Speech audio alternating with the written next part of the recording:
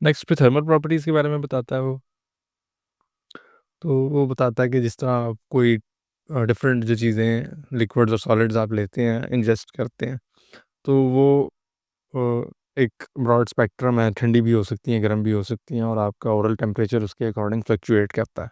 तो जो different natural materials आपके मुंह के अंदर प्रेजेंट हो सकते हैं, as fillings, as crowns, as dentures, या और जो भी डिफरेंट मटेरियल के तौर पे आप यूज़ कर रहे हैं, जो भी पर्पस उसका है, उसके अकॉर्डिंग उनकी अपनी थर्मल प्रॉपर्टीज़ जो है वो आपके टूथ को या आपके ओरल एनवायरनमेंट को किस तरह से इन्फ्लुएंस करती हैं। तो ऑब्वियस सी बात है, जो आपका अगर टीथ की बात करें, तो अ, जो भी मटेरियल आपका, फॉर एग्जांपल कोई फिलिंग हुई है उसके ऊपर या क्राउन हुआ हुआ है, तो वो आपका क्राउन का मटेरियल या फिलिंग का मटेरियल आपकी टेम्परेचर चेंजेस को किस तरह से हैंडल करता है, और ऑब्वियसली उसका इफ़ेक्ट आपके पल्प के ऊपर जाएगा, और पल्प जो है वो टेम्परेचर सेंसिटिव है, तो ऐसा कोई डेट्रीमेंटल इफ़ेक्ट नहीं आना चाहिए। इसी तरह अगर आप कोई डेंचर आप कोई बंदा डेंचर वियरर है, तो वो आपके पैलेट को कवर करता है, तो उसकी भी प्रॉपर्टीज़ इस तरह से होनी चाहिए कि पैलेट को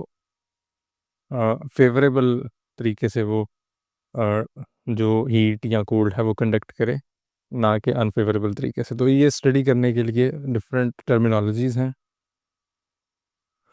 पहली आपकी है थर्मल कंडक्टिविटी। तो थर्मल कंडक्टिविटी का मतलब ये है कि जो भी मटेरियल है आपका, वो कितनी ईज़िली हीट को पास थ्रू करने दे रहा है। तो जिस मटेरियल की थर्मल कंडक्टिविटी ज़्यादा होगी, तो वो उतनी ईज़िली अपने अंदर से हीट को पास थ्रू करने देगा, और जिसकी कंडक्टिविटी लो होगी, उतना ही उसमें से मुश्किल से हीट पास होगी। तो यहाँ उसने टेबल दिया हुआ है थर्मल कंडक्टिविटी का, और इसका यूनिट है वॉट पर मीटर पर सेंटीग्रेड। तो वॉट जो है बेसिकली वो अमाउंट ऑफ हीट ट्रांसफ़र को शो कर रहा है, और पर डिग्री सेंटीग्रेड के अकॉर्डिंग उसका है। जबकि जो मटेरियल है वो मीटर के, मतलब 1 मीटर का मटेरियल हो, 1 डिग्री सेंटीग्रेड उसमें चेंज आए, तो कितने वाट्स की हीट ट्रांसफ़र होगी।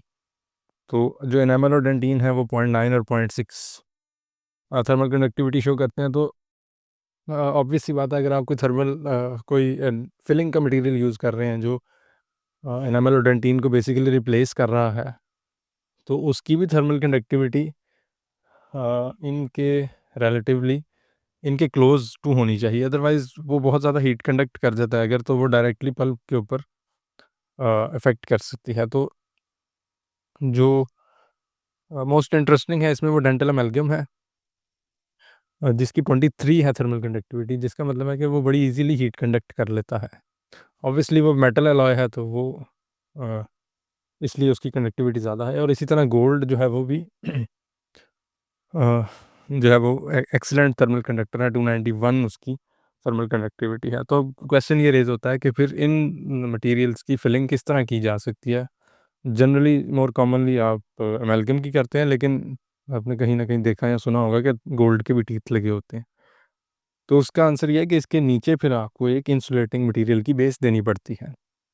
यानी आपने जितनी भी केरियस दान था उसको, उसमें से केरीज़ रिमूव की है। अब आपने जब फिलिंग मटेरियल प्लेस करना है, तो डायरेक्टली आप अमेल्गम फिल नहीं करेंगे उसके अंदर, नीचे आप एक इंसुलेटिंग मटेरियल देंगे और उसके ऊपर अमेल्गम देंगे, ताकि अगर आप कोई बहुत गर्म चीज़ पीते हैं, फॉर एग्ज़ाम्पल चाय पीते हैं, तो उसका टेम्परेचर अमेल्गम से तो कंडक्ट हो जाएगा, लेकिन जो इंसुलेटिंग बेस है वो सारे थर्मल इफ़ेक्ट्स पल्प तक जाने से रोक देगी।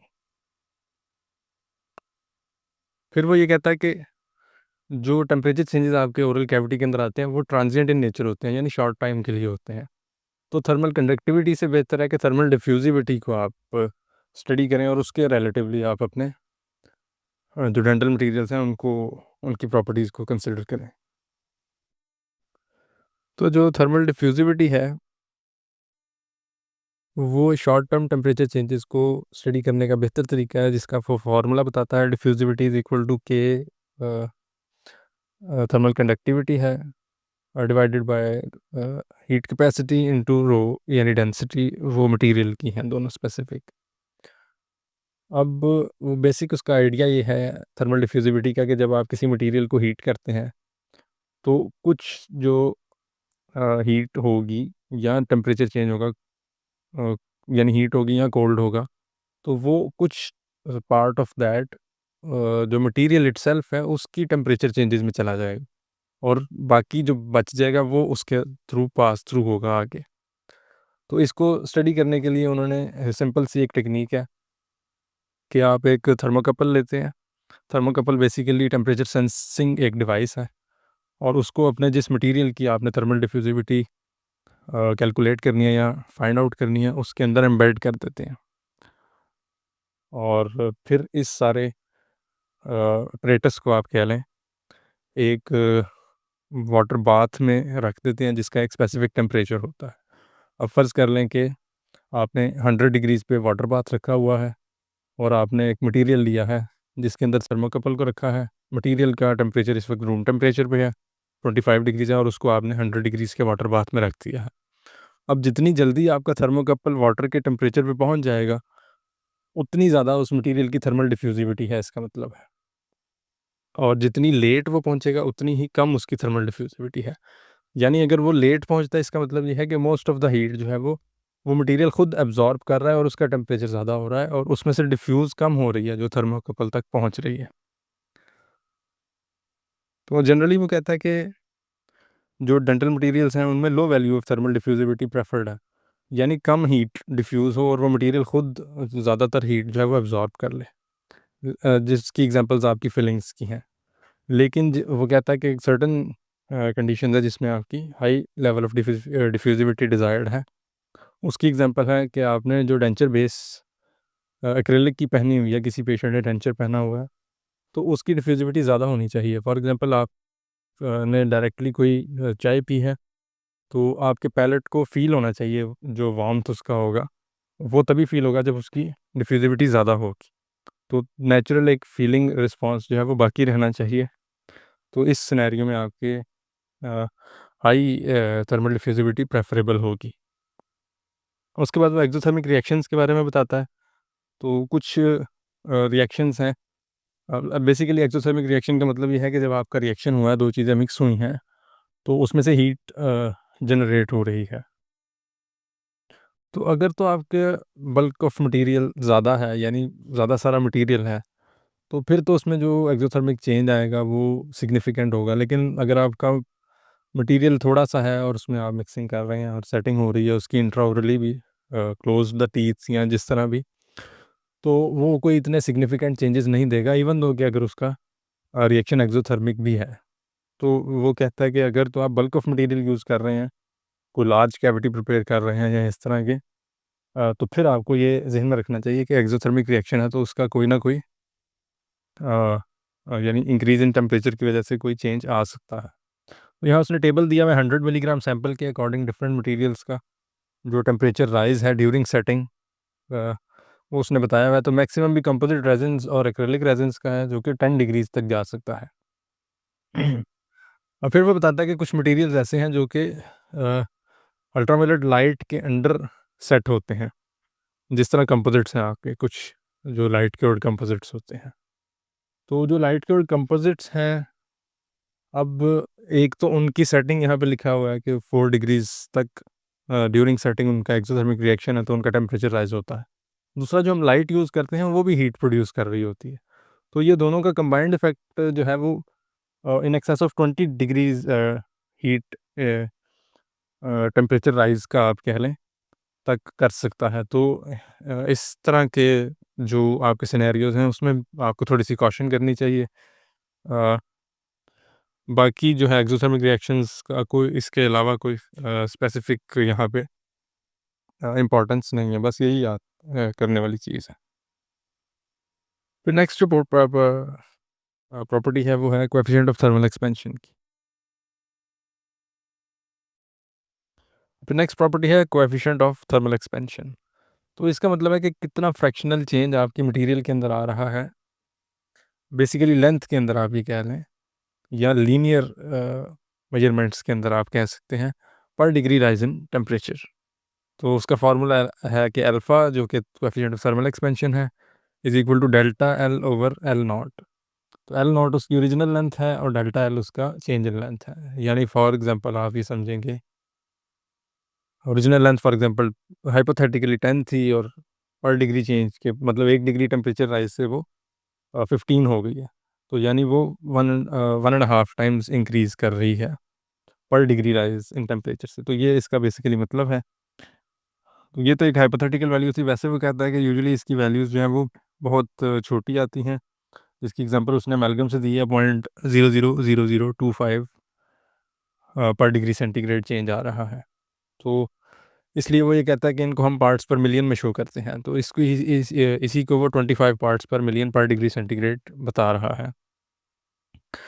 अब इसकी इम्पोर्टेंस ये है कि जनरली जो डेंटल मटेरियल्स में इसकी इम्पोर्टेंस है वो फिलिंग मटेरियल्स के अंदर है। वो इस तरह है कि जब आपके टूथ और फिलिंग मटेरियल का एक कांटेक्ट होगा जहाँ पे वो दोनों मीट कर रहे हैं। अब दोनों के मटेरियल्स की एक एनामल है फॉर एग्जांपल और एक आपका कोई फिलिंग मटेरियल है, तो दोनों का अगर coefficient of thermal expansion different है तो टेम्परेचर चेंज के वजह से उसमें फॉर एग्जांपल जिस तरह उसने एग्जांपल दी हुई है, जब टेम्परेचर कम करते हैं, कोई कोल्ड स्टिमुलस लगता है तो जो आपका टूथ का स्ट्रक्चर है वो भी कंट्रैक्ट करता है, जो फिलिंग का मटेरियल है वो भी कंट्रैक्ट करता है। तो अगर तो उसका कोएफिशिएंट ऑफ थर्मल एक्सपेंशन या कंट्रैक्शन आप कह लें, वो डिफ़र करेगा बहुत ज़्यादा। तो ये पॉसिबिलिटी है कि आपका फिलिंग मटेरियल ज़्यादा कंट्रैक्ट कर जाएगा और टूथ मटेरियल कम कंट्रैक्ट करेगा, और इस तरह थोड़ा-सा गैप क्रिएट हो जाएगा आपके टूथ और फिलिंग मटेरियल के दरमियान, जहाँ पे आपका फ्लूइड, बैक्टीरिया वगैरह सीप इन कर सकता है और फिर प्रॉब्लम्स क्रिएट कर सकता है। तो आइडियली वो ये कहता है कि आपका जो कोएफिशिएंट ऑफ थर्मल एक्सपेंशन है फिलिंग मटेरियल का, वो जो टूथ स्ट्रक्चर है यानी एनामल और डेंटिन, उसके रिलेटिवली ऑलमोस्ट सेम होना चाहिए। तो यहाँ उसने टेबल दिया हुआ है। जो एनामल और डेंटिन है उसका 11.4 और 8 है कोएफिशिएंट ऑफ थर्मल एक्सपेंशन।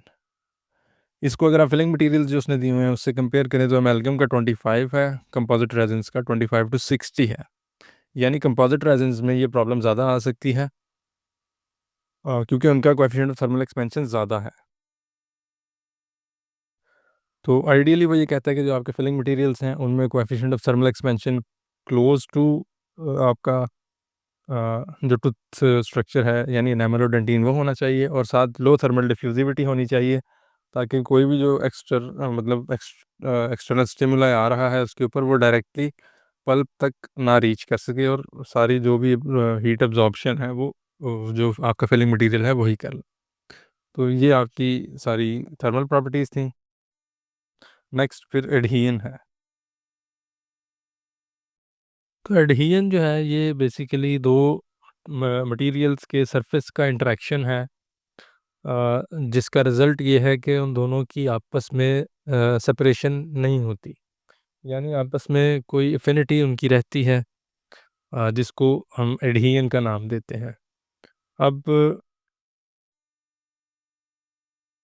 और डेंटिस्ट्री के अंदर ये यूजुअली जो फिलिंग मटेरियल्स हैं उनके लिए ये प्रॉपर्टी इंपॉर्टेंट है, या फिशर सीलेंट्स के लिए। फिशर सीलेंट्स बेसिकली जो आपके मोलर्स होते हैं जब वो इरप्ट करते हैं तो उनके क्लूजल सरफेस के ऊपर फिशर्स होते हैं, पिट्स एंड फिशर्स, जिनको इनिशियली ही थोड़ा-सा ग्राइंड करके तो जो है ऊपर फिशर सीलेंट्स अप्लाई कर देते हैं, ताकि वो फ्यूचर जो है वो कैरीज़ की साइट ना बने, जो फिशर्स होंगे। तो होता ये है कि जो आप फिलिंग मटेरियल्स लगाते हैं या फिशर सीलेंट्स लगाते हैं, ये इन्होंने दाँत के सरफेस के साथ कॉन्टैक्ट में रह के तो एडहियन की प्रॉपर्टी शो करनी होती है, यानी ये गुड एडहेसिव्स होने चाहिए, ताकि अगर कोई चिपकने वाली चीज़ आप खा रहे हैं या इस तरह की कोई चीज़ ऊपर लग रही है, जो एक फ़ोर्स लगा रही है उसको अवे फ्रॉम टूथ मटेरियल लेके जाने में, तो वो उसको रेज़िस्ट करे। अब जो मटेरियल्स हैं जो कि 2 सरफेसेस को आपस में बॉन्ड कर सकते हैं, उनको एडहेसिव्स कहा जाता है, और जिस मटेरियल के ऊपर आप एडहेसिव लगा रहे हैं, जिसके साथ आपने बॉन्ड करना है, उसको आप एडहेरेंट कहते हैं। फॉर एग्ज़ाम्पल इसमें आप ग्लू की एग्ज़ाम्पल ले लें, तो जो ग्लू होगी वो एडहेसिव होगी, और जिन 2 मटेरियल्स को आप ग्लू से जोड़ रहे हैं वो 2 मटेरियल्स एडहेरेंट होंगे। इसी की आगे एक प्रॉपर्टी या एक एक्सटेंशन कह लें, वो ये है कि कुछ मटेरियल्स ऐसे भी हैं जो इटसेल्फ अपने अंदर एडहेसिव प्रॉपर्टीज़ रखते हैं। तो उनके लिए एक अलग से एडहेसिव मटेरियल की रिक्वायरमेंट नहीं रहती फिर। फॉर एग्जांपल 2 मटेरियल्स को आपने जोड़ना है आपस में और एक मटेरियल के अंदर ही एडहेसिव प्रॉपर्टीज़ हैं, तो आपको फिर एक एडहेसिव की अलग से ज़रूरत नहीं होगी। जो दूसरा मटेरियल है वो इटसेल्फ ही वो एडहेसिव का भी काम कर देगा साथ ही। तो ये एक यानी आप समझें कि फ़ेवरेबल चीज़ है हमारे लिए कि जो मटेरियल एडहेसिव मटेरियल है वही अफ़िनिटी रखता है हमारे टूथ स्ट्रक्चर के लिए फिलिंग करते हुए, तो दरमियान में आपको कोई एक्स्ट्रा चीज़ नहीं लगानी पड़ेगी जो कि फिलिंग मटेरियल को दांत के साथ मेंटेन करके रखे। लेकिन यूजुअली हमें एक कोई एडहेसिव मटेरियल, बॉन्डिंग एजेंट या प्राइमर इस तरह का कुछ लगा के रखना पड़ता है ताकि आपकी जो फिलिंग मटेरियल है वो दांत के साथ अच्छे से बॉन्ड रहे। फिर ये जो आपकी बॉन्डिंग है या एडहेजन है, ये 2 तरह से हो सकती है, या तो वो मैकेनिकली दोनों मटेरियल्स आपस में जुड़ेंगे या फिर केमिकली जुड़ेंगे। तो मैकेनिकली इस तरह होगा कि आप जिस सरफेस के ऊपर यानी जो एडहेरेंट है आपका, जिसके ऊपर आप एडहेसिव लगा रहे हैं, उसके ऊपर कोई सरफेस मैकेनिकल प्रॉपर्टीज़ इस तरह की होंगी जैसे कि अंडरकट्स होंगे, जैसे उसने यहाँ 2.21 ए में दिखाया हुआ है कि अंडरकट्स हैं जो आपका एडहेरेंट सरफेस है उसके ऊपर, जिसमें एडहेसिव के मटेरियल जाके जब वो लिक्विड ही होंगे तो चले जाएँगे, लेकिन जब सेट हो जाएँगे तो फिर वो बाहर की तरफ नहीं आ सकते, क्योंकि आप देख लें उनकी शेप्स इस तरह की है कि नीचे से वाइडर है, एडहेरेंट का सरफेस ऊपर से नैरो है, तो वो बाहर नहीं आ सकता। तो ऐसी जो भी आपकी एडहेसिव या आप एडहेजन कह लें या बॉन्डिंग कह लें होगी, उसको आप कहेंगे कि ये मैकेनिकल अटैचमेंट है। यानी अगर आपके एडहेसिव और एडहेरेंट के अंदर कोई इटसेल्फ ऐसी प्रॉपर्टी नहीं है जो इन दोनों को आपस में जोड़ती है, तो फिर भी ये मैकेनिकली एक दूसरे के साथ इंटरलॉक्ड रहेंगे। तो अगर ये अ, मैक्रो लेवल पे मतलब ये माइक्रो लेवल पे भी हो सकती है, मैक्रो लेवल पे भी हो सकती है। अगर तो ये अंडरकट्स आपके बहुत छोटे हैं और माइक्रोमीटर्स के अंदर हैं, यानी उनकी डायमेंशंस, तो फिर आप इसको माइक्रो मैकेनिकल अटैचमेंट कहेंगे। अगर बड़े हैं, जिस तरह आप फिलिंग के लिए कोई कैविटी प्रिपेयर कर रहे हैं, तो फिर वो मैक्रो मैकेनिकल अटैचमेंट्स होंगी। दूसरी टाइप्स आपकी है कि केमिकली आपके एडहेसिव और एडहेरेंट के अंदर बॉन्ड बन रहा है, अटैचमेंट हो रही है, तो ये आपकी कोई केमिकल एफिनिटी होगी दोनों के अंदर जिसकी वजह से हो रही है, और डिपेंड करता है कि उन दोनों के दरमियान जो फोर्सेस हैं वो किस नेचर की हैं। वो कहता है अगर तो वीक फोर्सेस हैं जैसे कि वंडर वाल्स हैं या हाइड्रोजन बॉन्ड्स हैं, तो फिर आपका जो अटैचमेंट होगी वो वीक होगी। लेकिन अगर आयनिक या कोवलेंट बॉन्ड्स के थ्रू वो अटैच होते हैं केमिकली, तो फिर ये आपकी स्ट्रॉन्गर बॉन्ड क्रिएशन होगी।